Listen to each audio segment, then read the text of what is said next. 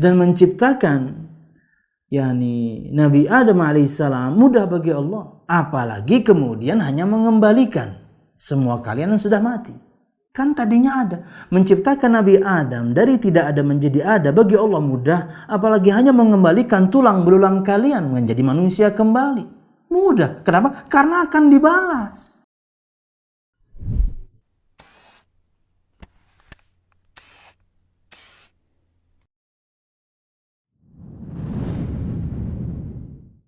Assalamualaikum warahmatullahi wabarakatuh. Innal hamdalillah nahmaduhu wa nasta'inuhu wa nastaghfiruh wa na'udzu billahi min shururi anfusina wa min sayyiati a'malina. May yahdihillahu fala mudhillalah wa may yudlil fala hadiyalah. Asyhadu an la ilaha illallah wahdahu la syarika lah wa asyhadu anna Muhammadan abduhu wa rasuluh. Qala Allah Ta'ala fil Qur'anil Karim, a'udzu billahi minasy syaithanir rajim. Ya ayyuhalladzina amanu taqullaha haqqa tuqatih wa la tamutunna illa wa antum muslimun. يا أيها الناس اتقوا ربكم الذي خلقكم من نفس واحدة وخلق منها زوجها وبث منهما رجالا كثيرا ونساء واتقوا الله الذي تساءلون به والأرحام إن الله كان عليكم رقيبا يا أيها الذين آمنوا اتقوا الله وقولوا قولا سديدا يصلح لكم أعمالكم ويغفر لكم ذنوبكم ومن يطع الله ورسوله فقد فاز فوزا عظيما فإن أصدق الحديث كتاب الله وخير الهدي هدي محمد صلى الله عليه وسلم وشر الأمور محدثاتها فإن كل محدثة بدعة وكل بدعة ضلالة وكل ضلالة في النار أما بعد. Al-musyahidun al-kiram, para pemirsa yang dirahmati Allah Subhanahu wa taala. Alhamdulillah, segala puji dan syukur marilah kita haturkan kepada Allah Subhanahu wa taala. Kemudian salawat serta salam semoga selalu tercurahkan kepada junjungan besar Nabi kita Muhammad sallallahu alaihi wasallam, juga beserta para sahabatnya, keluarganya, dan segenap kaum muslimin yang selalu istiqamah berpegang teguh dengan Islam sampai hari kiamat kelak.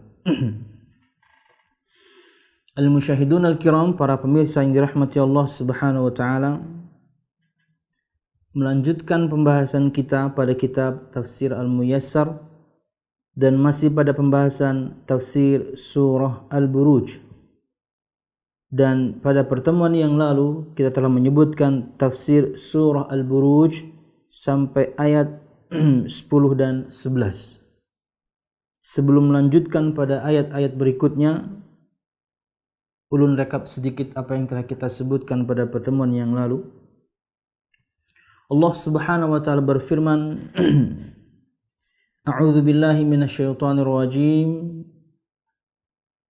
Innal ladzina fatanul mu'minina wal mu'minati tsumma lam yatubu falahum 'adzabu jahannam wa lahum 'adzabul hariq.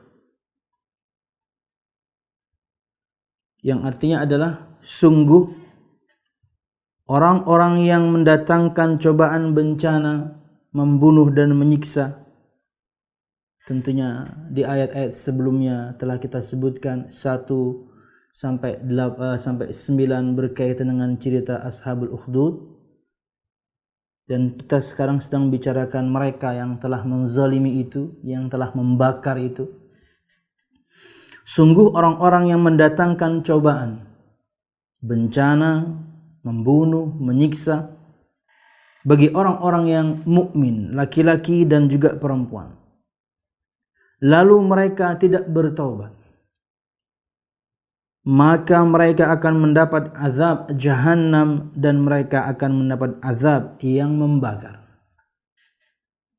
Disebutkan dalam tafsirnya, innal ladzina harraqul mu'minina wal mu'minati bin nar liyusrifuhum an dinillah thumma lam yatubu falahum fil akhirati azabu jahannam walahumul azabu syadidul muhriq. Sesungguhnya orang-orang yang telah membakar orang-orang yang beriman, laki-laki dan perempuannya, ketika mereka kemudian beriman kepada Rabbul Ghulam, Tuhannya anak kecil tersebut. Cerita tentunya sudah kita sampaikan, ma'ruf cerita tentang Ashabul Ukhdud. Sesungguhnya orang-orang yang membakar orang-orang yang beriman, laki-laki dan perempuannya, liyusrifuhum an dinillah, agar mereka memalingkan orang-orang yang beriman ini dari agama Allah Subhanahu wa taala. Thumma lam yatubu, kemudian mereka tidak bertaubat. Falahum adzabu jahannam, falahum fil akhirati adzabu jahannam, maka bagi mereka di akhirat kelak azab neraka jahannam. Walahumul azabus syadidul muhriq, dan bagi mereka azab yang sangat pedih yang membakar. Al jazaa'u min jinsil amal, balasan sesuai dengan jenis amalan. Anda membakar seseorang di dunia, hai orang-orang kafir, Allah Subhanahu wa taala bakar Anda kelak di akhirat. Dan ini adalah hikmah betapa banyak orang-orang yang berbuat zalim di dunia belum mendapatkan balasan kezalimannya di dunia. Betapa banyak orang yang melakukan kebaikan di dunia belum mendapatkan balasan kebaikannya di dunia. Tapi ingat, di akhirat kelak Allah akan membalasnya. Itulah kenapa diutusnya para rasul, diturunkannya kepada mereka kitab-kitab, diterangkannya di dalam kitab-kitab tersebut syariat Allah Subhanahu wa taala, karena nanti ada balasan. Kalau misalnya tidak ada balasan di akhirat, neraka untuk orang-orang yang berbuat zalim, surga untuk orang-orang yang berbuat kebaikan, maka akan beruntunglah orang-orang yang berbuat zalim di dunia karena nggak dibalas. Dan betapa menyedihkannya orang-orang yang berbuat baik selama ini karena nggak dibalas.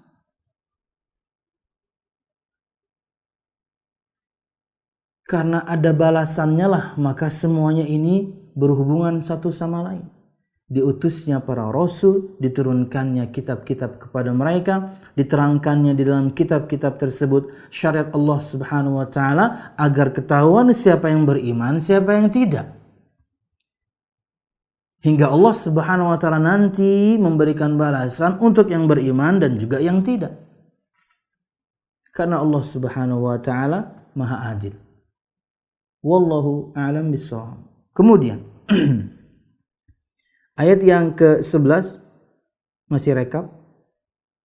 Innal ladzina amanu wa 'amilus salihati lahum jannatun tajri min tahtihal anhar dzalikal fawzul kabir. Yang artinya adalah sungguh orang-orang yang beriman dan mengerjakan kebajikan, mereka akan mendapat surga yang mengalir di bawahnya sungai-sungai. Itulah kemenangan yang agung. Disebutkan dalam tafsirnya, innal ladzina saddaqullaha wa rasulahu wa 'amilus salihat lahum jannatun tajri min tahti kusurihal anhar dzalikal fawzul 'azim. Sesungguhnya orang-orang yang jujur imannya kepada Allah Subhanahu wa taala dan Rasulnya dan mengamalkan amal saleh, bagi mereka surga-surga yang mengalir di bawah istana-istana mereka, sungai-sungai. Dzalikal fawzul azim, yang demikianlah kemenangan yang besar. balasan dari Allah Subhanahu wa taala. Yang kafir neraka Jahannam, yang zalim neraka Jahannam, yang beriman dan beramal saleh surga Allah Subhanahu wa taala. Wallahu a'lam bissawab. Ya, pada bahasan yang baru, al-musyahidun al-kiram, perhatikan firman Allah Subhanahu wa taala dalam surah Al-Buruj ayat 12 dan seterusnya. Allah Subhanahu wa taala berfirman, "Inna batsha rabbika lasyadid. Innahu huwa yubdi'u wa yu'id. Wa huwal ghafurul wadud. Dzul 'arsyil majid. Fa'alul lima yurid." Allah Subhanahu wa taala berfirman dalam surah Al-Buruj ayat 12 dan selanjutnya,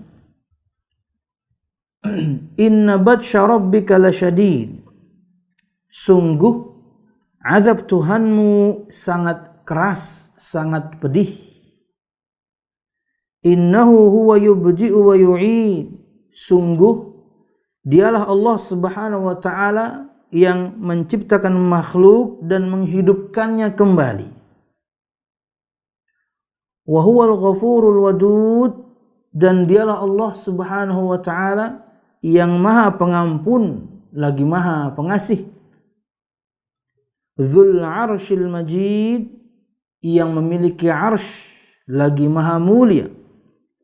Fa'alul lima yurid.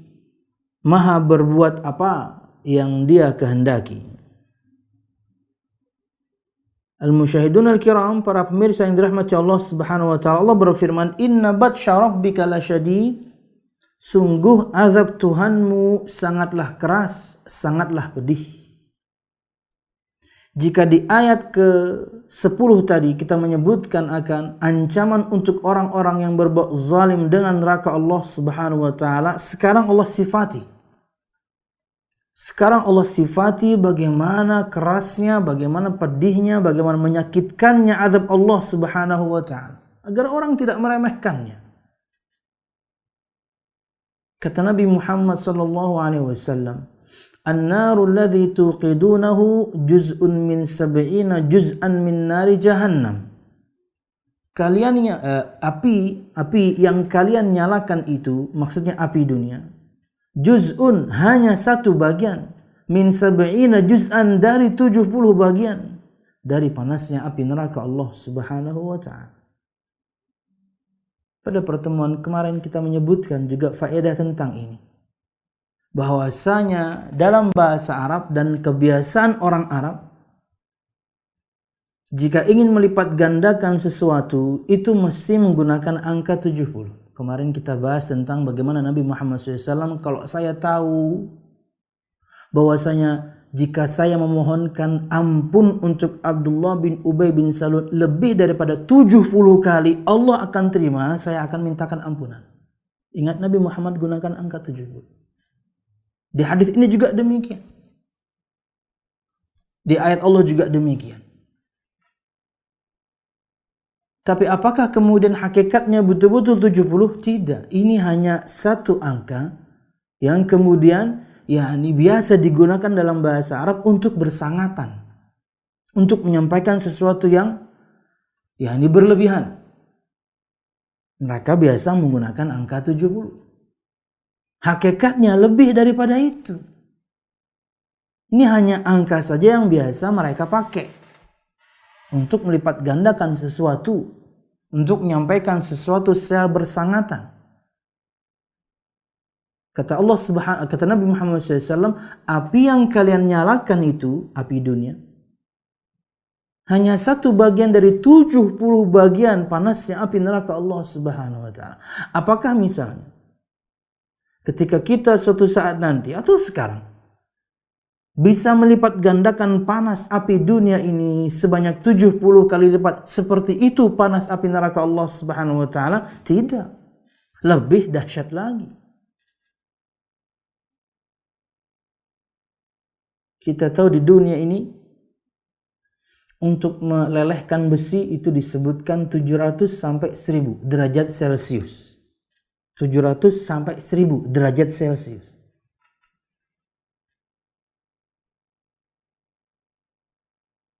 Di hari-hari ini seperti atau khususnya di bulan-bulan tertentu kayak Juni, Juli, Agustus dengan panas 35, 36, 37 aja udah luar biasa panas.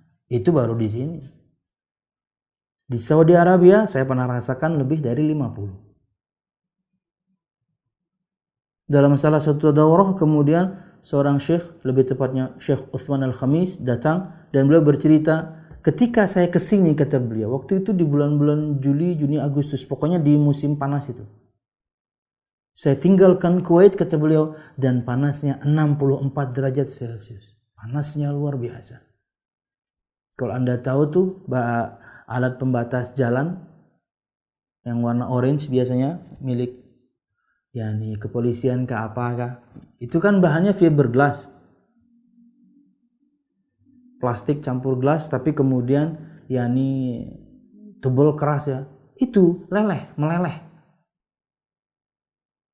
di Kuwait saking panasnya 64 derajat Celcius. Makanya kemudian besi bisa leleh di 700 sampai 1000 derajat Celcius. Kalau suatu saat kita bisa lipat gandakan menjadi 70 kali lipat. Apakah seperti itu panas api neraka Allah? Tentu tidak.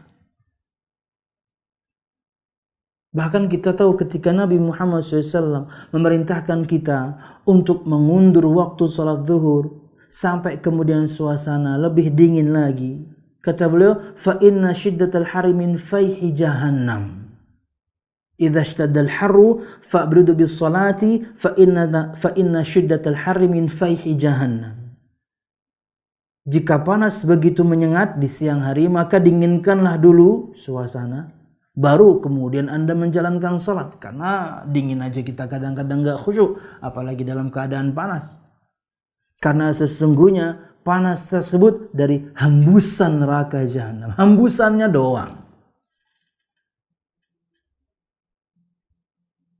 Lalu ada orang kemudian menganggap ringan azab Allah Subhanahu wa taala. No. Inna batsya rabbika lasyadid. Sungguh azab Tuhanmu sangat keras. Disebutkan tafsirnya, inna intiqama rabbika min a'daihi wa azabihi lahum la'azimun syadid. Sesungguhnya balasan Tuhanmu untuk musuh-musuhnya dengan azabnya itu la'azimun syadid, sangat besar, sangat pedih, sangat mengerikan. Tidak bisa kita membayangkannya. Bagaimana ngerinya azab Allah Subhanahu wa ta'ala. Innahu huwa yubdi'u wa yu'id. Disebutkan faedah tambahan dari Syekh Sa'di, keluar kita dari Al-Muyassar. Inna uqubatahu li ahli al-jara'imi wadh-dhunubi al-'idham laqawiyyatun syadidah.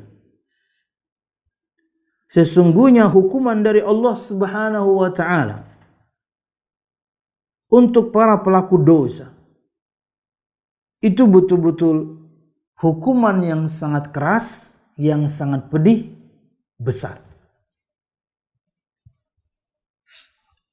Dan ancaman-ancaman seperti ini, dan saya menyampaikan ancaman Allah seperti ini metode dakwah Nabi dan Rasul. Agar semua kita kemudian takut untuk bermaksiat kepada Allah karena azabnya sangat ngeri. Dan di saat yang sama ini tips agar kita meninggalkan kemaksiatan kepada Allah Subhanahu wa taala karena azabnya sangat dahsyat. At-tabsyir wal indhar, menyampaikan kabar gembira dan juga menyampaikan peringatan, ini adalah ciri-ciri dakwah Nabi dan Rasul. Makanya siapapun ustadz yang menyampaikan kepada Anda nasihat dan dua-duanya dia sampaikan, itu sedang menyampaikan metode dakwah Nabi dan Rasul. Tapi kalau misalnya ada menyampaikan satu bagian saja, sudah, itu di antara ciri-ciri cara dakwahnya salah. Menyampaikan ancaman saja, menyampaikan janji-janji saja. Kalau Anda menyampaikan janji-janji saja, orang akan terlena. Di saat yang sama, sebagian orang akhirnya kemudian nanti merasa dia yang berhak masuk surga Allah Subhanahu wa taala. Dia pasti masuk surga Allah Subhanahu wa taala. Terlena. Akhirnya kemudian meremehkan maksiat. Karena toh di sabda-sabda Nabi Muhammad disebutkan tempat kembali kita adalah surga. Nggak apa-apalah dulu maksiat ini dan itu. Kalau janji terus yang disampaikan, maka orang akan terlena. Tapi kalau misalnya ancaman saja selalu yang disampaikan, orang akan berputus asa dari rahmat Allah. Di sisi yang lain, orang akan memiliki sikap yang keras kepada para pelaku dosa. Dua keburukan. Yang taat akhirnya sikapnya keras kepada para pelaku dosa. Kenapa? Karena yang dia dapatkan ancaman terus. Kemudian si pelaku dosanya, akhirnya dia putus asa dari rahmat Allah. Tidak mungkinlah saya diampuni. Kenapa? Metodenya salah. Kalau sudah metodenya salah, udah runyam pasti. Tapi sampaikan dua-duanya. Sampaikan janji-janji Allah agar orang kemudian berharap untuk mendapatkannya, kemudian dia beramal saleh. Di momen yang lain sampaikan ancaman-ancaman Allah Subhanahu wa taala agar dia takut dan jangan bermaksiat, nanti kamu masuk. Akhirnya seimbang. Wallahu a'lam bishawab. Kemudian ayat yang ke-13, innahu huwa yubdi'u wa yu'id. Kita tahu orang-orang kafirin, musyrikin, ketika mereka mendebat Nabi Muhammad SAW dengan dakwahnya, ada 3 hal saja yang biasa mereka perdebatkan dengan Nabi Muhammad. Inti perdebatan orang Quraisy dengan Nabi Muhammad itu cuma 3. Tauhid. Kenapa kok nyembah Tuhan cuma 1?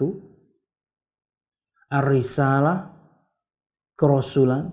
Karena bagi mereka prinsipnya adalah bahwasanya risalah itu terlalu mulia untuk diemban oleh seorang manusia.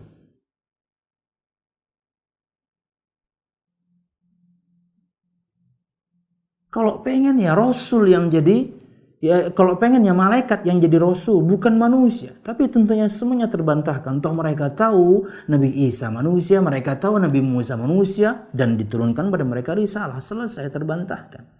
Tapi mereka cari alasan terus. Oke, manusia nggak apa, tapi jangan si miskin ini dong, tapi jangan si yatim ini dong yang jadi Rasul. Ya salah satu raja kayak dipilih di antara raja-raja dunia, memiliki kekayaan, popularitas, memiliki ajudan, memiliki bodyguard. Ini apaan nih? Miskin, yatim. Kan kalau salah satu di antara raja yang jadikan Rasul, enak, dia banyak harta. Nggak harus kayak orang ini nih, ke pasar mencari suap nasi. Apaan? Tapi dengan Nabi Muhammad jadi Rasul, itu sudah langsung menjadi bantahan. Karena kalau misalnya beliau orang yang ternama, layaknya raja, bagaimana kemudian dakwah beliau bisa menyentuh orang bawah, orang lemah, orang miskin? Terbantahkan. Nah, yang mereka perdebatkan, yang ketiga, ini, kebangkitan. Mereka meyakini kalau sudah mati, ya mati aja.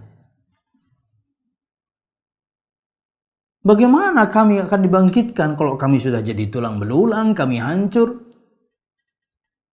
Padahal mereka tahu Allah Subhanahu wa taala pernah bangkitkan, dan kakek buyut mereka menyaksikan, bahkan merasakan bagaimana di masa yang lalu Allah pernah membangkitkan mereka dari kematian mereka. Cerita Nabi Musa dengan kaumnya.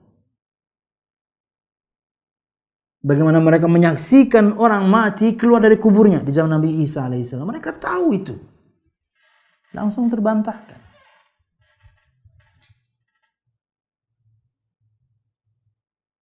dan menciptakan Nabi Adam alaihissalam mudah bagi Allah, apalagi kemudian hanya mengembalikan semua kalian yang sudah mati.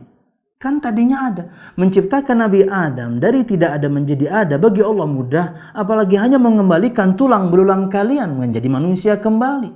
Mudah. Kenapa? Karena akan dibalas. Enak aja. Situ kan berbuat zalim. Yang situ zalimin kan banyak. Dan mereka belum mendapatkan hak mereka dari kezaliman Anda. Di akhirat dibalas dong. Karena Allah adil.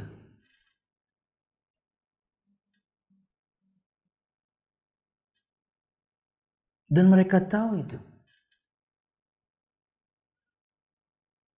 Bagaimana kemudian tanah atau bumi dengan tanah yang tandus, Allah turunkan hujan padanya, tumbuh tumbuhan.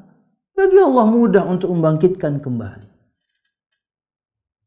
Bahkan Allah Subhanahu wa taala menyebutkan kepada mereka melalui lisan Nabi Muhammad SAW, "Antum asyaddu khalqan amis sama'u banaha?" Apakah kalian lebih susah penciptaannya dibandingkan langit yang Allah menciptakan dan membangunnya? Langit itu lebih susah. Karena Pak, langit itu megah agung. Mudah bagi Allah menciptakannya. Apalagi hanya mengembalikan kalian, lebih mudah lagi. Dan menciptakan langit dan bumi yang luar biasa megah dan agung itu, Allah nggak ada rasa lelah sedikit pun. Awalam yaru annallaha alladhi khalaqas samawati wal arda wa lam ya'ya bi khalqihin. Tidakkah mereka melihat bagaimana Allah Subhanahu wa taala menciptakan langit dan bumi dan Allah tidak merasa letih ketika menciptakannya? Apalagi cuma mengembalikan kalian yang kecil. Gampang. Nah, ini ada penguatan dari Allah Subhanahu wa taala kembali. Ada hubungannya dengan ayat 10 tadi tentang ancaman neraka. Karena mereka meyakini kalau sudah mati ya mati aja. Innahu huwa yubdi'u wa yu'id. Kan ayat sebelumnya, inna batsya rabbika lasyadid. Sesungguhnya azab Tuhanmu sangat keras. Kami kan sudah mati ya mati aja. Masa hidup lagi? Siapa yang Allah azab? Innahu huwa yubdi'u wa yu'id. Sesungguhnya dialah Allah Subhanahu wa taala yubdi'u, yang memulai penciptaan pertama kali, wa yu'id, dan akan mengembalikannya. Dan mudah bagi Allah Subhanahu wa taala. Dan penciptaan kalian tidak lebih susah dibandingkan langit. Dan ketika Allah menciptakan langit, Allah nggak capek. Apalagi cuman kalian. Disebutkan innahu wa yubdi'ul khalqa thumma yu'iduh. Sesungguhnya dia Allah Subhanahu wa taala yang memulai penciptaan dan Allah Subhanahu wa taala akan mengembalikan. Karena semua akan dibalas, semua akan mempertanggungjawabkan apa yang telah mereka lakukan. Karena tadi kita sebutkan bahwasanya betapa banyak orang melakukan kezaliman dan belum dibalas di dunia. Betapa banyak orang yang terzalimi belum mendapat haknya di dunia. Di akhirat dibalas semua. Juga sebaliknya betapa banyak orang yang melakukan kebaikan belum mendapatkan balasan kebaikannya di dunia. Tapi Allah akan membalasnya di akhirat. Bahkan terkadang di dunia pun Allah sudah memberikannya balasan. Wallahu a'lam bishawab. Disebutkan faedah tambahan dari Syekh Sa'di, huwal munfaridu bi ibda'il khalqi wa i'adatihi fala musyarika lahu fi dzalik. Dialah Allah Subhanahu wa taala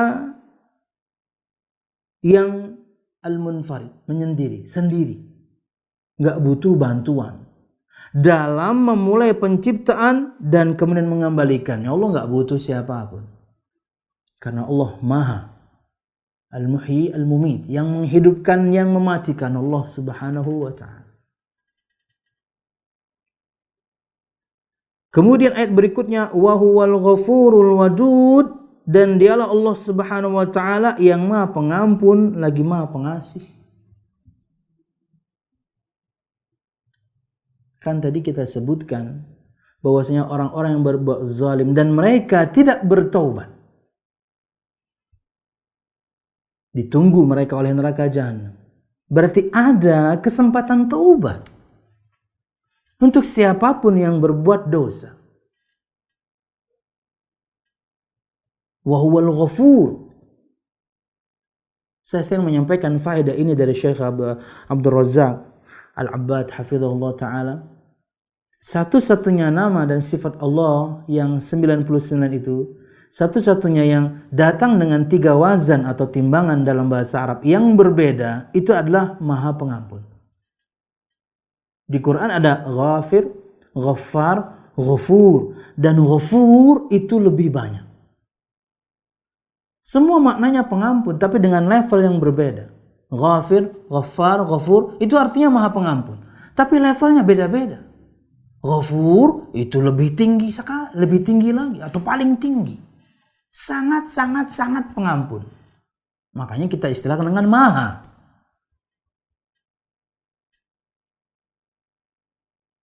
Dan di ayat ini salah satu contohnya Allah menyebutkan wa huwal ghafur, dan dialah Allah Subhanahu wa taala yang Maha Pengampun. Sebanyak apapun kezaliman yang pernah kita lakukan, minta ampun aja. Dan jangan berputus asa dari rahmat Allah Subhanahu wa taala. Selama ruh belum sampai ke kerongkongan dan kemudian matahari belum terbit dari barat, maka waktu itu masih terbuka untuk meminta ampun kepada Allah Subhanahu wa ta'ala.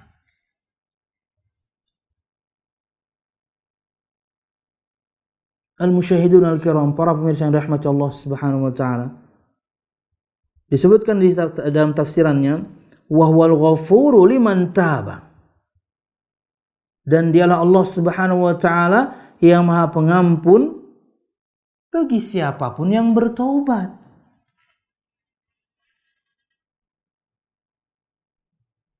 Man taba taballahu alaihi, kata Nabi Muhammad, barang siapa yang bertaubat, Allah akan terima taubatnya. Innallaha yaqbalu taubatal 'abdi ma lam yugharghir. Sesungguhnya Allah Subhanahu wa taala menerima taubat seorang hamba selama dia belum yugharghir, ruh ketika sudah sampai kerongkongan.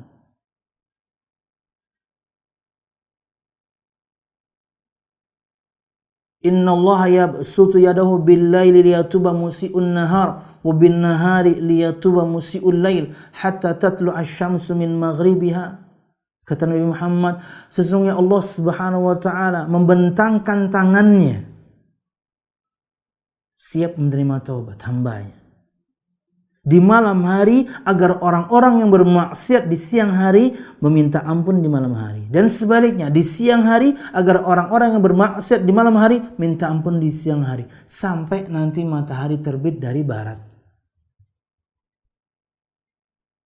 Kata Syekh, tafsirannya adalah wa huwal ghafuru liman taba, dan dialah Allah Subhanahu wa taala yang Maha Pengampun untuk orang-orang yang bertobat sebanyak apapun dosa yang pernah Anda lakukan. Sekelam apapun masa lalu yang Anda miliki, masih hidup Anda, ruh belum sampai tenggorokan, masih hidup Anda, matahari belum terbit dari barat, ini waktunya bertaubat kepada Allah Subhanahu wa ta'ala. Apalagi kemudian di masa yang seperti ini, di masa di mana wabah sedang menyebar luar biasa. Jangan tambahi lagi dengan bermaksiat kepada Allah Subhanahu wa ta'ala. Karena ini salah satu di antara musibah yang menimpa kita karena dosa-dosa kita. InsyaAllah kita akan bahas secara terpisah bahwasanya musibah disebabkan karena dosa. Al-wadud ay kathirul mawaddati wal mahabbati li awliyaih, dan dialah Allah Subhanahu wa ta'ala yang Maha Pengampun dan al-wadud, Maha Pengasih. Kata Syekh dalam tafsirnya, kathirul mawaddah, penuh dengan cinta, wal mahabbah, penuh kasih sayang dan cinta. Untuk siapa? Li awliyaih, untuk para walinya. Alladzina amanu wa kanu yattaqun. Siapa itu wali Allah? Orang-orang beriman dan bertakwa. Punya salah, taubat. Akhirnya Allah memberikan padanya cintanya. Dan kalau sudah dicintai, wah itu sudah luar biasa. Kita juga bahas pada pertemuan yang lalu. Kata Imam Ibnu Katsir menyampaikan perkataan ahli hikmah ketika menafsirkan Ali Imran ayat 31, "Laisa sya'nu an tuhibba wa innama sya'nu an tuhabba." Yang menjadi pokok pembahasan itu bukan kamu cinta apa, kamu cinta siapa, itu terlalu standar. Semua orang juga melakukan. Tapi yang menjadi pokok pembahasan, kamu dicintai siapa? Wah, dicintai Allah. Karena Anda beriman dan bertakwa, maka Anda waliullah.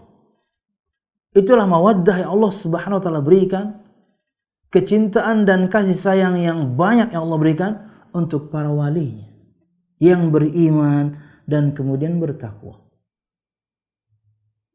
Dan orang yang beriman dan bertakwa, ketika dia slip tergelincir dalam sebuah dosa, dia bertaubat kepada Allah Subhanahu wa taala karena dia tahu Allah Subhanahu wa taala Maha Pengampun. Tambahan dari Syekh Sa'di, "Alladzi yaghfiru adz-dzunuba jami'aha liman taba wa ya'fu 'anis sayyi'ati liman istaghfara wa anaba." Yaitu dialah Allah Subhanahu wa taala yang mengampuni semua dosa untuk siapapun yang bertobat dan memaafkan semua kesalahan untuk siapapun yang minta ampun kepada Allah dan kembali menjalankan ketaatan. Itulah Allah Subhanahu wa taala. Al-Wadud alladhi yuhibbuhu ahbabuhu mahabbatan la yushbihuha syai'un. Cinta kepada orang-orang yang Allah Subhanahu wa taala cintai, cinta yang tidak pernah akan sama dengan kecintaan apapun, karena ini sifat Allah Subhanahu wa taala. Maka tidak pernah akan sama. Betapa bangganya seorang hamba dicintai oleh Tuhannya. Kenapa? Karena dia beriman dan beramal saleh.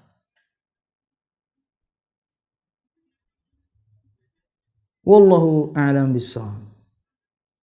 Kemudian ayat berikutnya, Dzul Arsyil Majid.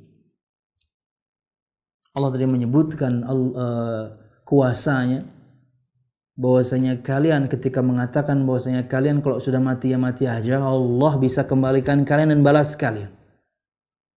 Dan untuk orang-orang kemudian yang melakukan kebaikan dan di dunia belum mendapatkan kebaikannya, Allah akan membalas kebaikan kalian. Dan untuk yang masih hidup kemudian melakukan kesalahan, bertobatlah karena Allah Maha Pengampun.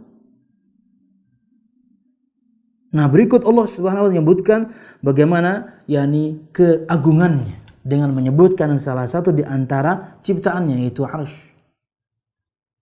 Agar semua kita tahu akan agungnya Allah, mampu untuk membalas semua yang bermaksiat dengan azab yang sangat pedih, mampu untuk membalas semua yang melakukan ketaatan. Ya mungkin ketika di dunia Anda belum mendapatkan ganjarannya, Allah mampu. Kenapa? Allah Maha Agung. Dari mana taunya? Dari ciptaannya ketahuan keagungannya. Dzul Arsyil Majid, yang memiliki arsy lagi maha mulia, itulah Allah. Makhluk paling besar itu arsy Allah Subhanahu wa taala.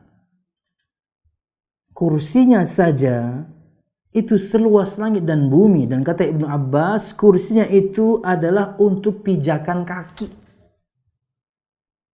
Karena arsy itu singgasana, kursi itu pijakannya. Semua kita hafal ayat kursi, wasi'a kursiyyuhus samawati wal ardh. Bahkan dalam sabda Nabi Muhammad yang sahih, beliau memberikan sebuah perbandingan bahwasanya kursi Allah dibandingkan arsy-Nya itu seperti gelang yang dilemparkan ke tengah padang pasir. Artinya apa? Sangat kecil karena dia hanya pijakan. Seluas langit dan bumi. Makhluk yang tidak Allah sebutkan begitu megah untuk kemudian menjadi sebuah perbandingan, ketika menciptakannya saja bagi Allah mudah dan Allah nggak capek, apalagi kalian kecil dan cuma bagian dari dunia, bagian dari bumi ini, nggak kelihatan. Jangankan dari satelit, dari lantai 10 aja kita dilihat dari atas kecil. Kok masih ada yang sombong? Kok kemudian masih ada saja yang sombong pas mengatakan, sudahlah neraka gue. Anda kecil sekali. Dilihat dari gedung pencakar langit aja Anda seperti semut, apalagi dari satelit. Anda cuma bagian dari bumi ini. Artinya perbandingan yang Allah buat agar semua kita tahu betapa megahnya dan agungnya Allah. Karena agungnya ciptaan menunjukkan agungnya Sang Pencipta. Makhluknya saja kayak gitu. Perbandingan Nabi Muhammad buat. Kursi dibandingkan arsy seperti gelang dilemparkan ke tengah padang pasir.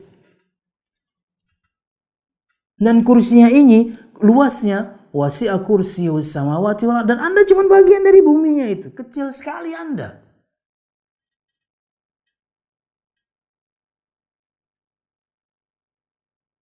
Wallahu a'lam bishawab. Kemudian fa'al sebutkan di sini dalam tafsirnya,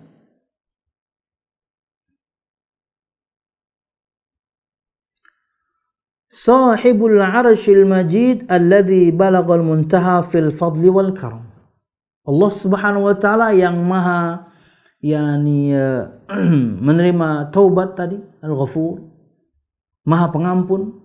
Allah yang tadi kita sebutkan juga memiliki cinta yang begitu banyak, katsirul mawaddah wal mahabbah, memiliki arsy yang mulia, alladzi balagha al muntaha fil fadli wal karam, yang telah mencapai kesempurnaan dan kemuliaan di tingkat yang paling tinggi. Makhluk Allah Subhanahu wa taala yang namanya arsy. Dahsyatnya, megahnya satu ciptaan menunjukkan dahsyatnya dan agungnya dan megahnya Sang Pencipta Allah Subhanahu wa taala. Ayat yang terakhir untuk pertemuan pagi ini, fa'alul lima yurid, maha kuasa berbuat apa yang Dia kehendaki. Kata Syekh Sa'di, kita ambil tambahan dari Syekh Sa'di tafsirannya, mahama arada syai'an fa'alahu, idza arada syai'an qala lahu kun fayakun, wa laysa ahadun fa'alan lima yurid illallah. Allah Subhanahu wa taala, yaitu artinya adalah jika menghendaki sesuatu Allah melakukannya. Jika menghendaki sesuatu Allah hanya mengatakan kepadanya kun fayakun, jadilah, maka terjadilah. Walaysa ahadun fa'alan, dan tidak ada seorang pun yang bisa melakukan semua yang dia inginkan kecuali Allah. Ya, betapa banyak semua kita menginginkan sesuatu tidak bisa kita realisasikan kan? Kita menginginkan ini itu enggak terjadi itu. Allah, semua yang Allah inginkan terjadi. Semua yang Allah inginkan, jika Allah menginginkan, Allah hanya mengatakan terjadi, maka terjadi. Fa innal makhluqat walau aradat syai'an fa innahu la budda li iradatiha min muawinin wa mumani'in. Wallahu la muawina wala li iradatihi wala mumani'a lahu mimma arad. Karena sesungguhnya semua makhluk, walaupun mereka menginginkan banyak hal, walau aradat syai'an, walaupun mereka menginginkan sesuatu, fa inna la budda li iradatiha, maka sesungguhnya keinginannya itu harus ada yang menolong, dan suatu saat mesti ada yang menghalangi. Ada yang menolong dia hingga kemudian keinginannya tercapai. Ketika dia menginginkan sesuatu dan dia sudah lakukan, mesti ada saja yang menghalangi. Itulah makhluk. Menginginkan sesuatu butuh ada yang nolong. Ketika ingin melakukan sesuatu, ada saja yang menghalangi. Kenapa? Karena kita makhluk tidak berkuasa melakukan semua yang kita inginkan. Allah kalau sudah ngomong, Allah akan membalas Anda yang berbuat zalim, Allah lakukan. Nggak ada yang ngalangin. Allah kemudian kalau mengatakan akan memberikan balasan kebaikan surga untuk yang bertakwa, Allah akan memberikan. Nggak ada yang bisa menghalangi. Fa'alul lima yurid, semuanya berhubungan. Allah memberikan janji, Allah akan menepatinya. Allah memberikan ancaman, Allah juga akan mempraktekkannya. Karena Allah adil. Anda berbuat salah, Allah balas dong. Anda berbuat baik, Allah berikan balasan juga dong. Wallahu a'lam bishawab. Wallahu la mu'awina wa li iradati. Dan Allah Subhanahu wa taala tidak memiliki penolong untuk keinginannya. Enggak perlu, Allah enggak butuh dengan yang menolong. Karena Allah kalau sudah menginginkan, Allah akan lakukan. Wala mumani'a lahu mimma arada, dan tidak ada yang bisa menghalangi apapun yang Allah Subhanahu wa taala kehendaki. Allah mengancam akan mengazab, Allah akan laksanakan. Allah berjanji untuk memberikan pahala, Allah juga akan berikan. Wallahu a'lam bishawab. Ini yang bisa kita sampaikan berkaitan dengan tafsir surah Al-Buruj ayat ke-10 sampai 16. Mudah-mudahan bermanfaat. Salah dan khilaf ulama, mohon maaf.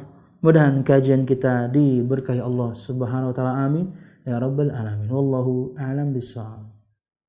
Ada pertanyaan? Dari Fitri Lawyer, bagaimana cara ikhlas dalam beramal? Bagaimana ikhlas dalam beramal? Pertanyaan yang besar tentunya, dan semua kita sedang belajar untuk melakukannya. Maka yang bisa kita berikan adalah tips agar kemudian kita bisa ikhlas melakukan sebuah amal lillahi ta'ala. Di antaranya, yakinlah bahwasanya Allah Subhanahu wa taala selalu mengawasi Anda. Artinya Anda harus memiliki adab kepada Allah, al-muraqabah, selalu merasa diawasi. Faedah tambahan tentunya Anda akan takut bermaksiat, tapi intinya ketika Anda merasa diawasi Allah, maka sekecil apapun amal yang Anda lakukan, puluhan tahun sudah Anda lakukan, tidak ada yang tahu amal tersebut, Allah tahu. Akhirnya Anda ikhlas. Akhirnya Anda beramal ikhlas karena Allah tahu semua amal Anda sekecil apapun, selama apapun. Karena hukum dasar amal itu adalah disembunyikan memang. Lain dengan amalan-amalan berkaitan dengan syariat Islam yang nggak bisa disembunyikan, harus kelihatan. Azan, salat berjamaah di masjid, Jumatan, Id, itu syiar-syiar Islam mesti kelihatan. Tapi hukum asal amalan di luar syiar-syiar Islam itu, maka sembunyikan. Orang kalau sudah merasa diawasi Allah Subhanahu wa taala, itu tentunya level keimanan yang paling tinggi, disebutkan dengan istilah muhsin.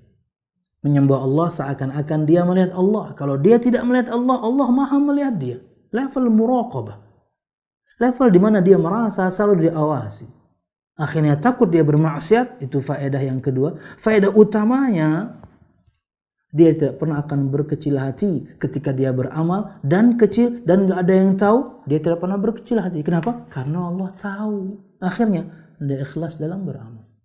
Jadi tipsnya diantaranya, sembunyikan amal Anda semaksimal mungkin yang bisa Anda lakukan, karena Allah Maha mengetahui, agar kemudian Anda terhindar dari riya, beramal ingin dilihat orang, atau sum'ah, beramal ingin didengar atau dibicarakan orang. Wallahu a'lam bishawab. Yang lain? Cukup ya. Mudah-mudahan bermanfaat. Salah dan khilaf, mohon maaf. Mudah-mudahan kajian kita diberkahi Allah Subhanahu wa taala. Amin ya rabbal alamin. Subhanakallahumma bihamdika asyhadu an la ilaha illa anta astaghfiruka wa atubu ilaik. Wassalamualaikum warahmatullahi wabarakatuh. Terima kasih. Jazakumullah khairan wa barakallahu fikum. Video ini dibuat atas partisipasi dari donasi Anda. Semoga menjadi amal jariah bagi Anda semuanya.